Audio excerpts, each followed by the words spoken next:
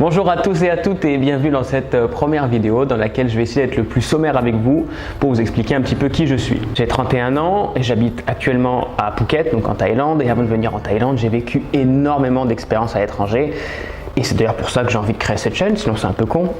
J'ai vécu pas mal de soucis avant d'arriver en Thaïlande, j'ai vécu des problèmes de boulot, j'ai vécu des problèmes de visa, comme beaucoup de monde j'imagine, enfin j'espère du moins. J'ai vécu des problèmes de santé malheureusement, mais aussi des expériences de dingue qui m'ont donné envie justement de vous faire partager quelques astuces pour vous installer à l'étranger. Donc vous le verrez, je suis quelqu'un de très simple.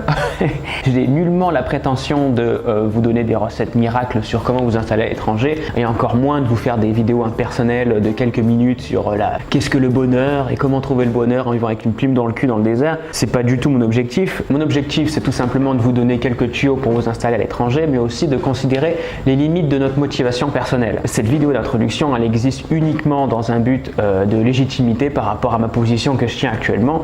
C'est de vous expliquer comment s'installer à l'étranger et pas que vous me preniez pour un vieux charlatan qui a vécu 2 semaines en vacances à Hawaï avec ses potes et qui vous dresse un tableau de l'expatriation à l'étranger, que les gens font l'amour sur l'herbe, que les oiseaux ils chantent. Non, absolument pas. Je vais essayer de faire simple. Déjà c'est un peu long l'introduction là, l'introduction un peu relou, et en vous passant énormément de détails, mais ça reste un petit peu tendu parce qu'il y a quand même pas mal d'éléments à vous raconter. Donc, retour dans le passé, petit effet. Retour dans le passé, on est en décembre 2014. Je décide avec un pote de partir.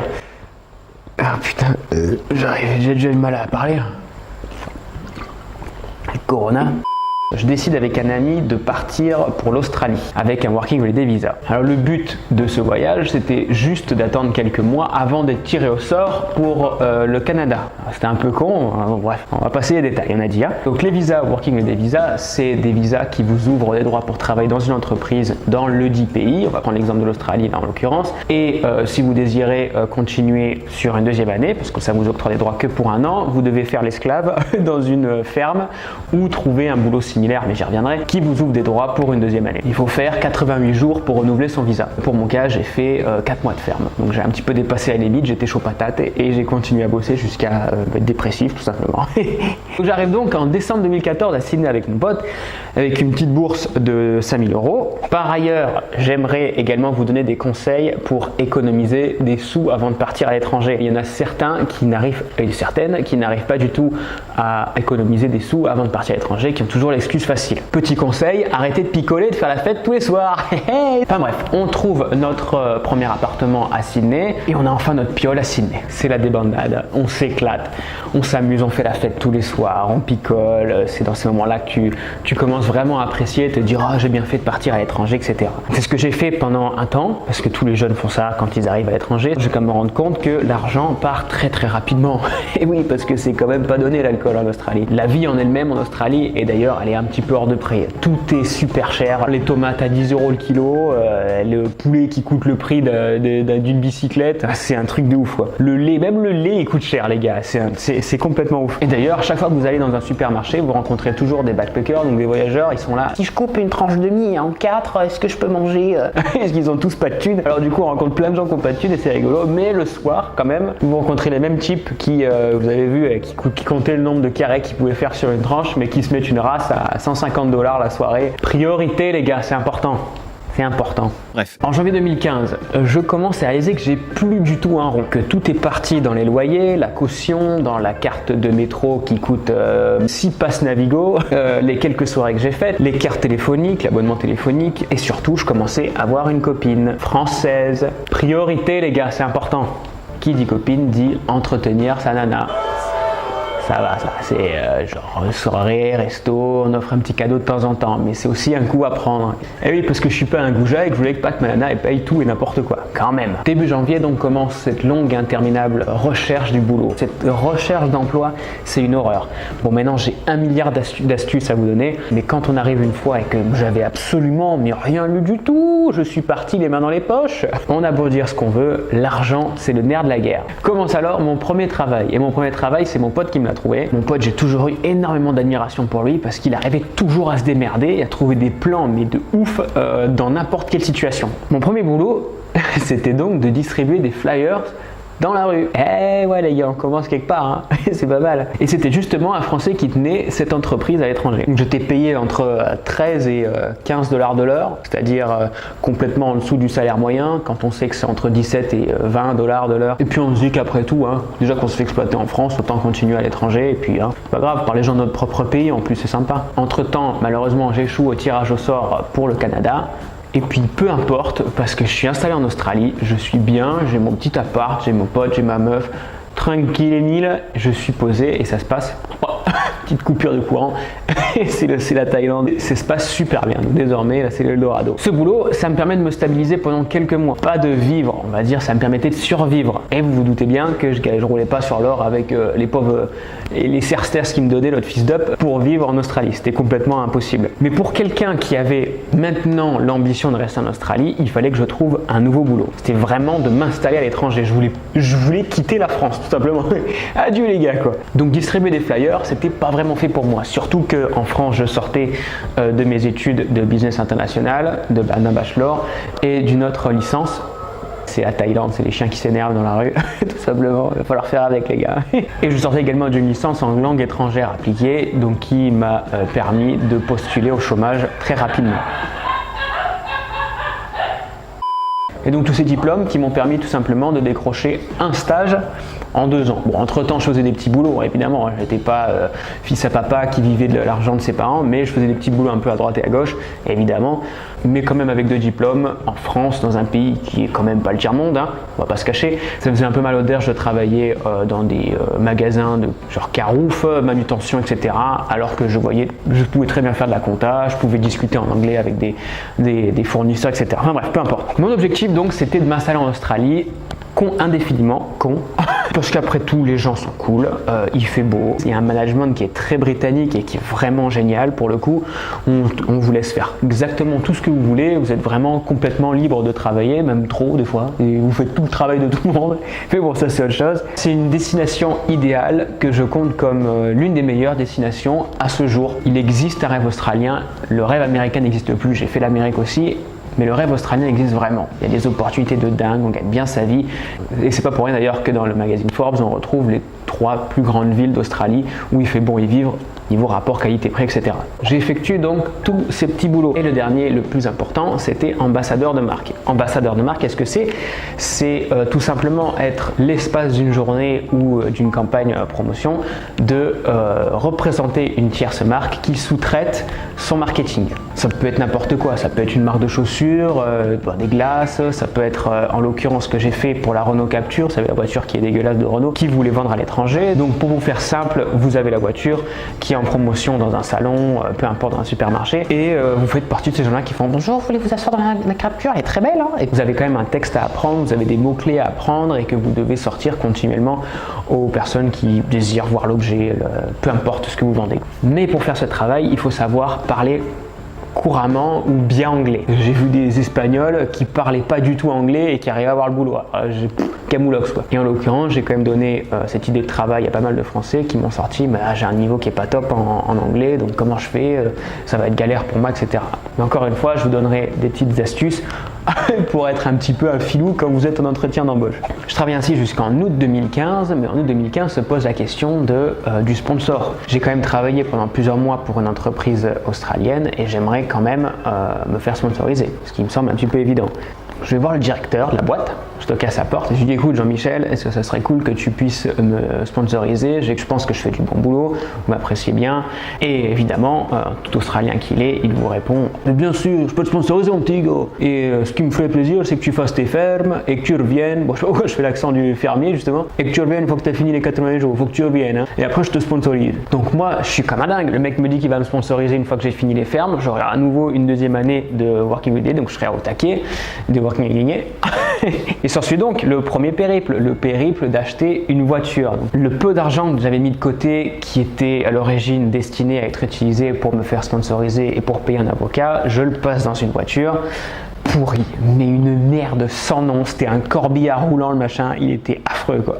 À l'époque en plus j'ai pas le permis, c'est ma copine qui conduit, le vieux pourri quoi. Alors je laisse ma copine, la même, conduire et elle décide elle aussi de me suivre dans cette aventure au bout du monde pour avoir également sa deuxième année de visa. Ce qui se passe là, c'est un mini road trip. Et alors le mini road trip, il faut absolument que je revienne dessus parce que c'est une expérience exceptionnelle. Mais ça, vous vous doutez bien, mais pas pour tout le monde puisque moi j'étais énormément stressé. Là, je fais genre tout s'est très bien passé, j'ai kiffé, etc. Mais en vrai, j'étais très stressé. Je me demandais, merde, j'ai pas envie de rentrer en France. Comment je vais faire pour rester en Australie? Il faut absolument que je trouve une manière de rester en Australie. Et ce sponsor-là, ça me faisait baliser, je ne savais pas trop si j'allais avoir l'opportunité, enfin bref. Après ce mini road trip, on décide donc de chercher nos fermes.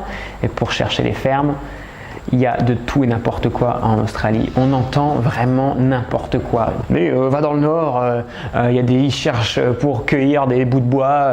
Et donc vous alliez comme des tarés. Vous toquez à toutes les portes, vous faites insulter en portugais, en allemand, en chinois. Enfin, c'est une catastrophe. Et en plus de ça, vous avez la concurrence asiatique où les mecs, c'est des fusées, c'est des robots les gars. On sait pas, ils arrivent par des quarts entiers dans des fermes. Vous êtes avec votre VCV comme ça, vous puez le mort et tout, vous n'êtes pas lavé depuis 2 semaines.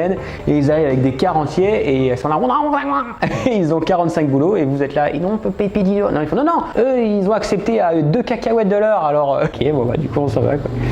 Il y a même des camps de gitans de backpackers, donc ça c'est quand même ouf. Sans déconner, il y a des camps entiers de backpackers, donc de gens qui voyagent pour faire la fête, mais à perte de vue les machins. Il y a je fais des saluts nazis et ça va pas le faire.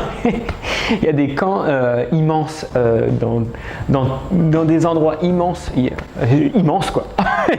Non, honnêtement, il y a des villes entières de backpackers qui attendent pour avoir du boulot, mais c'est toujours, et ça c'est hyper important de le souligner également, c'est toujours dans une bonne ambiance. Et puis un matin, coup de chance, il y a un vieux, on ne sait pas pourquoi, ça a une mission divine. Le gars, il avait envie de sauver tous les backpackers en Australie et de leur trouver du travail. Et il nous appelle, il nous dit écoutez, j'ai un travail à Wallaville, donc c'est une petite ville au nord que je recommande particulièrement.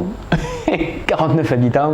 Enfin, il y a une immense ferme, enfin immense, pour moi c'est immense, mais j'ai jamais vécu à la campagne, on dirait un gros parisien. Il y avait pas mal de boulot, bien payé. En ferme, vous avez plusieurs boulots, vous pouvez cueillir des fruits, soit vous pouvez planter des petits arbres, vous avez un sac, vous avez des petits arbres.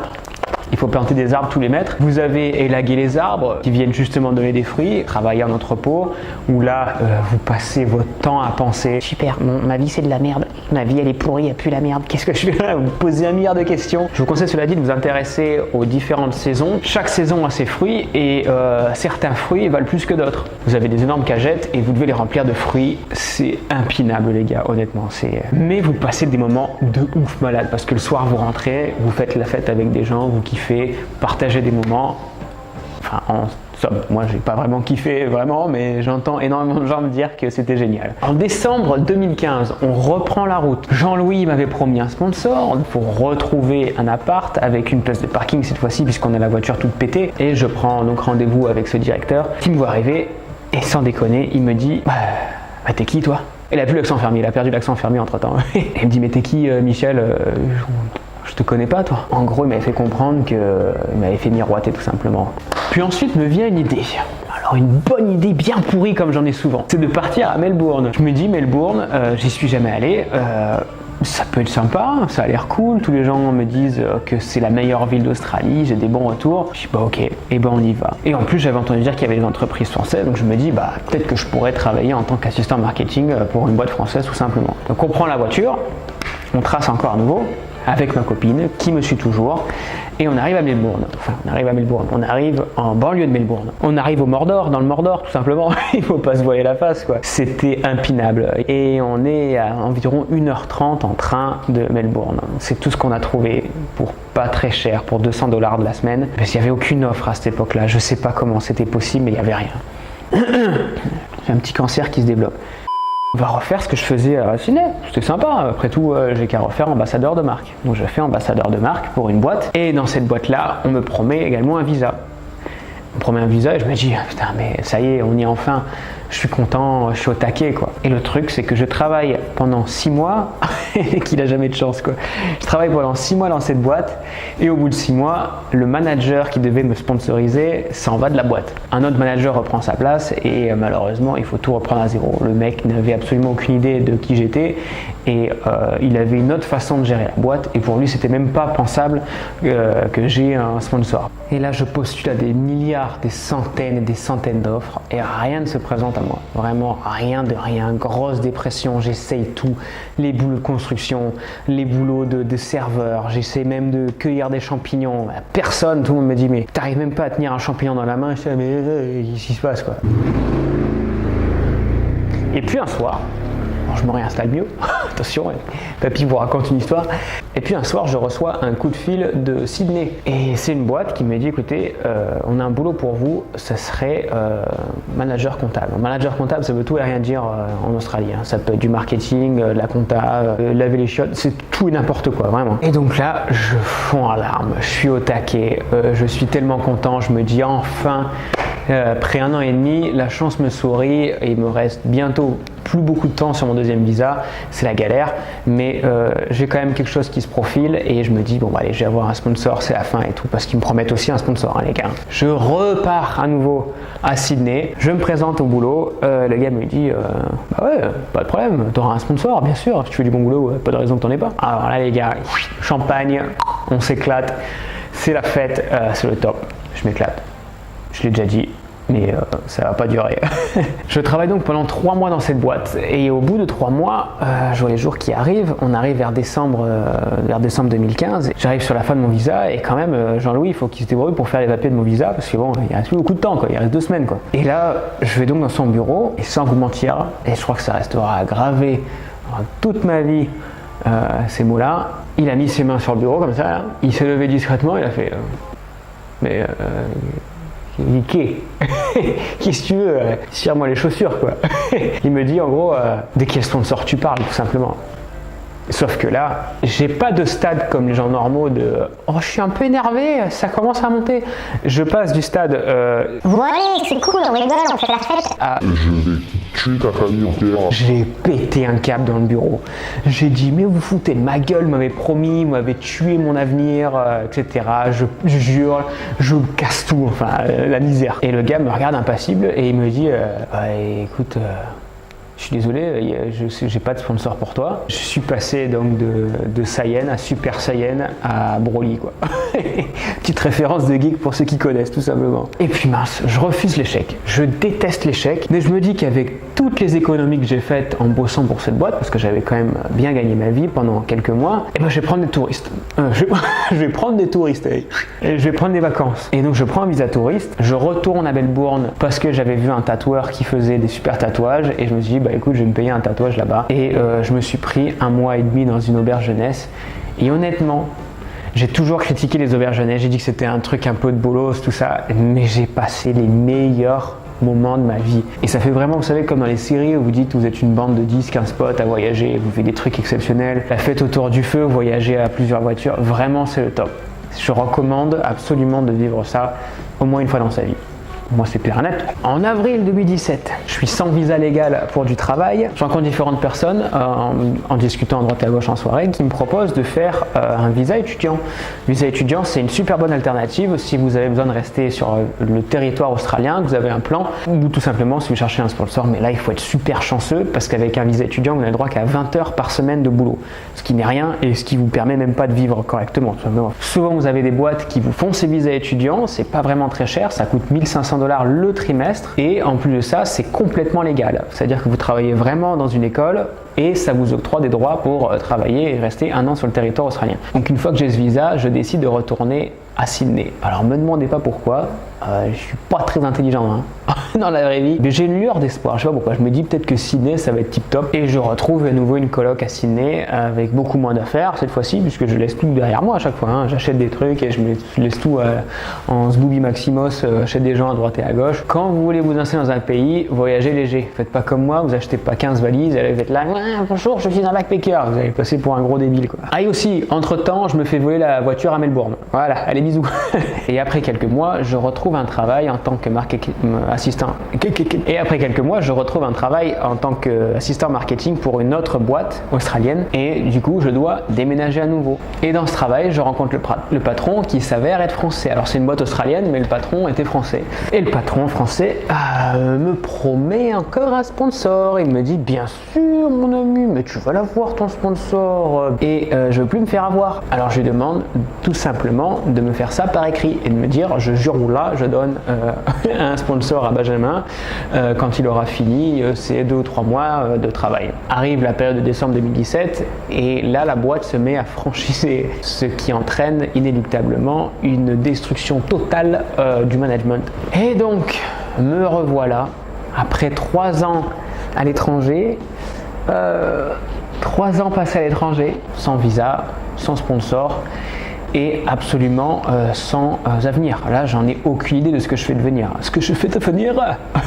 j'ai plus de sous, mais j'ai pas de bien matériel. J'arrive sur mes 30 ans et vient la question du est-ce que je prends les bons choix dans ma vie, tout simplement. C'est une bonne idée de rester et de galérer après tout. Qu'est-ce que je fais en Australie? Ça m'intéresse pas. Je suis là, mais je suis pas vraiment là, quoi. Les mecs, ils en ont rien à faire de moi. Si j'essaie de continuer un petit peu dans cette démarche, ça va être très difficile parce que j'ai que des petites expériences de 2-3 mois sur mon CV. Les recruteurs, ils détestent ça. Ils sont incapables de comprendre qu'il y a des visas qui existent dans d'autres pays. Ne me demandez pas pourquoi. Et c'est uniquement ce que vous pouvez obtenir en cherchant à droite et à gauche des boulots, mais bon, ça ils en ont rien à faire. Souvent ils finissent leurs études et ils sont RH, ils sont là, bonjour, je remplis ma fiche de poste, alors vous avez bien fait ça dans votre vie. Mais encore une fois, je refuse l'échec et je me dis qu'après tout je vais peut-être faire un working holiday visa en Nouvelle-Zélande. Et donc en janvier 2018, dans ces eaux là, je décide de m'installer à Europe et voilà. C'est une ville très charmante, vous savez. Je décide de m'installer à Auckland. Et une fois sur Auckland, je trouve un travail en service après-vente dans une autre boîte d'une assurance. Tiens, une assurance, tout à fait. Mais là, les gars, c'est pas le même délire là en Nouvelle-Zélande. L'accent, il est impinable. Autant vous avez l'accent australien qui est dur, mais on s'y fait, et l'accent néo-zélandais, on a l'impression qu'il mange des bouts de carton quand il vous parle, quoi. Il sustente des bouts de carton, on comprend rien. Enfin, et déjà qu'on comprend pas quand les gens ils vous parlent comme ça, là, encore moins au téléphone. Cette expérience-là, elle est à mourir de rire parce que j'arrive, mon premier jour, je suis un peu stressé, je déteste répondre au téléphone. Premier coup de fil, le mec. Pour vous remettre un petit peu dans le contexte, donc c'est une boîte d'assurance qui travaille donc avec uniquement des crashs de voitures et dans ces crashs de voitures, il faut prendre les appels des gars qui viennent de se crouiller et les gars vous disent ouais, je me suis crashé à tel endroit, est-ce que vous pouvez faire réparer la voiture pour envoyer une camionnette, est-ce que vous pouvez c'est moi qui suis en tort, est-ce que vous pouvez prendre machin réparation. Sauf que c'est là où ça se corse les gars, c'est que autant les noms de rue en France genre Philippe Édouard Herriot, trucs et les cons comme ça, vous comprenez, mais en anglais quand t'as Pierre Machine Gun came out from King 3, là t'es allé temps, tu peux répéter Michou, qui est King, alors c'est le même, hein, on parle du même gars et ils vous sortent des accidents sur l'aile droite avant du joint extérieur de la bagnole, déjà en français je sais pas ce que c'est, et alors en anglais les mecs qui me parlaient, j'étais en sueur, voilà, j'étais chercher les mots sur internet, Google Trad toutes les 2 secondes, là, je faisais répéter 20 fois, les mecs ils étaient déjà en galère, ils venaient de cracher leur voiture et je leur foutais encore plus la pression en disant vous êtes bien sur l'île de Pâques et les mecs Non, le dictateur. j'ai acheté des os et tout. Ça pour vous dire que après quand même quelques mois dans cette boîte, je m'y fais pas, hein, vraiment pas. Je suis toujours aussi pourri au téléphone. Mais il y a un mec, un manager qui vient me voir et qui me fait écoute, tu fais du super bon boulot, qu'il avait jamais dû m'écouter. Et on me propose un sponsor. Et je me mets à réfléchir, je me dis est-ce que tu as passé 3 ans et demi à faire tout ça pour répondre au téléphone, toi qui détestes répondre au téléphone? Pas vraiment, donc je refuse le sponsor. Peut-être une erreur de ma part, peut-être pas, j'en sais rien. Et je quitte ce travail et je décide d'être coach sportif. Et en étant coach sportif, c'était un rêve que je voulais faire depuis le début. Je me suis dit, écoute, tu vas kiffer, tu vas entraîner des jeunes gens qui sont ultra motivés, qui veulent perdre du poids et qui veulent kiffer, s'amuser, veulent apprendre la muscu. Pas du tout. Tu vas entraîner des gosses de 10 ans, des gros qui n'ont aucune volonté et des mamies qui sont là. Alors, est-ce que je peux pousser les 500 grammes avec une mec qui font n'importe quoi, ou les nanas qui viennent juste pour la session gratuite parce que tu as une session gratuite et après il fallait les convaincre pour dire tu viens, on refait d'autres séances, on fait rien mais on refait d'autres séances et tu me donnes des sous. Assez déçu, mais bonne expérience et de toute façon ça servait à rien puisque ça sponsorisait pas, donc c'était vraiment uniquement personnel. Et là je trouve un vrai travail et c'est pour moi à ce jour le travail le plus difficile que j'ai pu faire pour ce que c'était payé simplement. Je commence à être comptable ou gestionnaire comptable, je sais pas comment on dit, pour une banque qui s'occupe des prêts de voitures et nous on vérifie s'ils ont bien les sous, s'ils ont bien l'argent, s'ils ont justement un visa, si ils ont la possibilité sur 10, 15, 20 ans, etc. d'acheter une voiture. C'était un travail, sans vous mentir, c'était un travail de dingue. Vous avez constamment des contrats qui tombent sur votre bureau, vous devez remplir des milliards de trucs, il faut taper très très vite à l'ordinateur, donc ils vont vous passer des tests avant en entretien, mais j'y reviendrai. Et il y a constamment des appels téléphoniques, le mec qui dit ouais j'ai Jean-Louis là avec moi, là il veut acheter une voiture, est-ce que tu peux regarder dans le dossier? Alors moi je suis là, le Dossier quoi? Alors, du coup il faut que vous recherchiez sur internet, vous recevez des emails, il faut y répondre, vous faites des erreurs, enfin je faisais énormément d'erreurs, je faisais quasiment des erreurs tous les jours, mais me gardez quand même, j'ai jamais su pourquoi. Plus vous avancez dans le travail et plus ça devient dur parce qu'après on vous donne encore plus de responsabilités et là c'est plus des voitures mais ça devient des bateaux, c'est une autre législation. Après vous avez des motos, des quads, vous avez des mecs qui achètent avec la compagnie, ils veulent faire un prêt, du coup il faut regarder tous les antécédents de la compagnie, regardez les trusts qui s'appellent comme ça, je suis incapable de vous le traduire en français, je connaissais même pas le mot en français moi, elle me dit on va faire les trusts aujourd'hui. Trust, j'aime bien comme groupe sympa. Elle dit mais Qu'est-ce que tu racontes? Va te faire enculer. C'était le travail le plus difficile, c'était payé 22 $ de l'heure, néo-zélandais. Je ne le conseille pas forcément parce que ça apporte rien, si ce n'est de la pression, vous n'avez pas de responsabilité certes, mais c'est beaucoup de pression pour rien. La Nouvelle-Zélande, si vous voulez, c'est un petit peu comme la France. Je me mets bien là, hein. Je m'installe, je me sens de plus en plus confiant devant la caméra, c'est rigolo. Comment vous dire, l'Australie, la Nouvelle-Zélande, je dis n'importe quoi, oui, voilà. Allez, bonne soirée.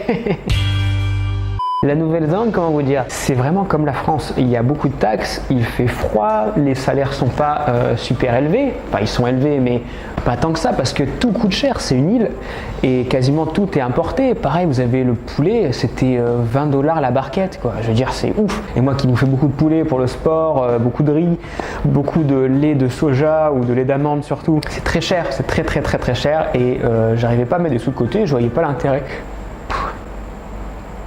Dieu du euro, s'il vous plaît, arrêtez de me faire ôter, merci. Et je voyais pas trop l'intérêt de rester en Nouvelle-Zélande parce que bon, après tout, c'était la même chose qu'en France. Je me sentais pas à l'aise de toute façon, c'était pas cool quoi. C'était pas cool.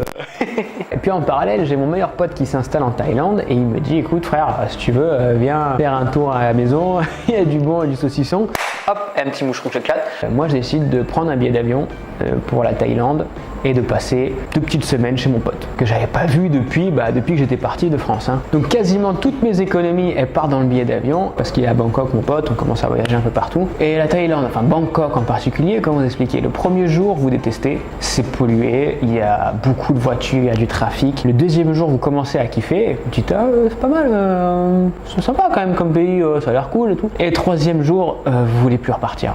Vous vous dites c'est là qu'il faut que je fasse ma vie, c'est terrible, il y a tout, j'adore quoi, c'est un endroit génial. À la fin de mes vacances, c'est là où ça pêche, c'est que je rentre à nouveau à Auckland et le lundi même, j'arrive au bureau et il y a une pile comme masse de contrats, des mecs pendant les 2 semaines qui m'ont rappelé pour me dire T'as fait n'importe quoi.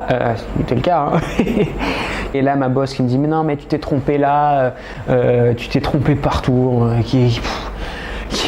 elle est dépitée quoi. Et là je me dis écoute c'est quoi, je suis pas heureux, ça sert à rien, 4 ans que je suis à l'étranger maintenant, c'est quoi, allez vous faire voir quoi. Et donc je décide de partir du travail, comme ça, je me lève et je dis vous savez quoi, je m'en bats les couilles, tu sais quoi, allez, ciao les gars. 4 ans à l'étranger, 4 ans à avoir rien eu, 4 ans en galère, grosse dépression évidemment, vous doutez bien qu'après 4 ans c'est la misère, vous vous dites mais est-ce que je prends les bons choix dans la vie à nouveau et qu'est-ce que je vais faire en Thaïlande après tout. Et là mon pote me dit écoute, j'ai un de mes clients, il a un resort à Phuket. Et il cherche un marketing manager. Et moi j'accepte, je lui dis bah carrément, bon délire et tout. Je vois le gars le lendemain. Le gars en l'occurrence c'est quand même un sacré phénomène, peut-être pas épiloguer là-dessus, mais le gars est un peu chelou quoi. Il est un petit peu perché, c'est un peu mafioso quoi. Et il me dit bah écoute, moi demain je retourne sur Phuket, si t'es chaud tu viens sur Phuket. Et moi ni une ni deux, je dis bah ouais, je prends un billet d'avion et demain je suis à Phuket quoi. Et donc j'arrive à Phuket. Merci à moto. Et donc j'arrive à Phuket et il me propose un working permit donc, et également un visa. Donc il y a deux choses à avoir en Thaïlande. Les deux sont complémentaires, c'est important. Sauf qu'il s'avère que travailler pour ce mec-là, c'est travailler pour la lie de l'humanité. C'est travailler pour quelqu'un qui vous respecte pas du tout, qui respecte personne, qui parle mal aux Thaïs, et ça c'est quelque chose que je déteste. Ces gens qui supportent pas qu'on n'ait pas d'argent simplement. Ils sont là, t'es pauvre, mais comment tu fais pour être pauvre? Moi j'ai mon papa, il est plein de sous et je suis une merde, tu vois, mais comment? Ils n'ont pas compris. Des Macron quoi, des Macron un peu partout. Et je travaille pour cette personne-là pendant un an complet, jusqu'à dernièrement ces quelques mois. Mais vous imaginez bien que l'histoire s'arrête pas là, sinon je serais super content à l'heure qu'il est. Je décide de partir de cette boîte tant les conditions sont insupportables. Donc il y a un boss qui vous hurle dessus, il sait pas gérer sa boîte, c'est un fils à papa, il me demande même de télécharger du porn au boulot. Il me demande même à un moment donné d'acheter de la weed sur le net. Enfin c'est un boulot qui est super plaisant, mais bon, vous travaillez avec des gens qui vous payent une misère et en plus de ça qui vous respectent pas. Donc bon, l'un dans l'autre, c'est toujours très difficile à trouver le juste milieu. J'aurais peut-être dû prendre sur moi, j'en sais rien. Bon, dans tous les cas, je me suis barré. Et aussi, Merlin quoi. Après avoir passé une année à Phuket, c'est une toute petite île et plus vous sortez et plus vous rencontrez des gens et plus vous ouvrez votre cercle de professionnalisme, on dirait Eddie Malou quoi. Ça fait allusion au redynamisme. Et plus vous rencontrez des gens qui vous offrent d'autres opportunités. J'ai rencontré quelqu'un qui m'a dit bah écoute, si tu veux tu peux faire mon site internet.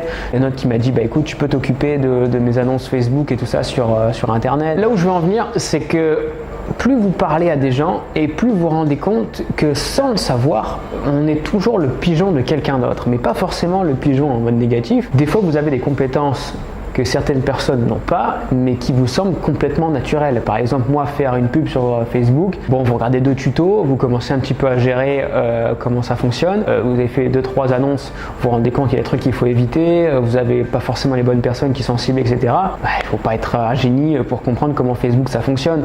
Et c'est là où je veux en venir, c'est que si vous avez des qualités ou des compétences dans quelque chose, considérez toujours votre interlocuteur comme quelqu'un qui n'est pas forcément apte à réaliser ce que vous savez faire naturellement.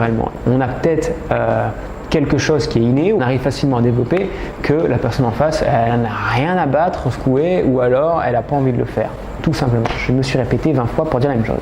À retenir de tout ça, c'est que j'ai fait énormément de petits boulots. Je connais énormément d'astuces pour avoir du boulot en fonction de votre niveau d'anglais, en fonction de vos objectifs, si vous voulez vous installer, qu'est-ce qu'il faut faire quand vous arrivez dans une boîte, qu'est-ce que vous allez faire une fois que vous arrivez dans le dit pays. C'est pas forcément que l'australien évidemment. Je vais essayer de faire plein de vidéos différentes pour essayer de discuter d'un peu tous ces sujets-là. Encore une fois, c'est important de ne pas abandonner, de développer une motivation et j'ai beaucoup d'astuces pour garder une motivation constante et pas les astuces genre aujourd'hui il faut que vous vous leviez de bonne heure. Et moi qui déteste les phrases bateau, je peux vous assurer que je vous donnerai des exemples tout faits et pratiques, pas forcément un truc qui se fait sur 2000 ans.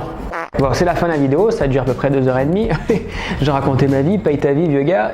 J'espère en tout cas que ça vous a plu, que c'était quand même un format qui était audible, pas trop relou. J'ai essayé de mettre des petites blagues. C'est aussi un bon exercice perso parce que ça me permet de faire le point sur ma vie, de me rendre compte que j'ai une bonne vie de merde finalement. Et du coup, bordel, je suis partagé entre ma vie elle est complètement ouf. Et mais putain, mais mec, mais qu'est-ce que t'as fait pendant toutes ces années quoi? Ça fait 5 ans que tu galères mon gars, il serait peut-être temps que tu te sortes les doigts, non? Je vous dis à très bientôt et si ça vous a plu, n'hésitez pas à regarder le deuxième épisode qui va arriver d'ici peu. Allez, à plus, ciao!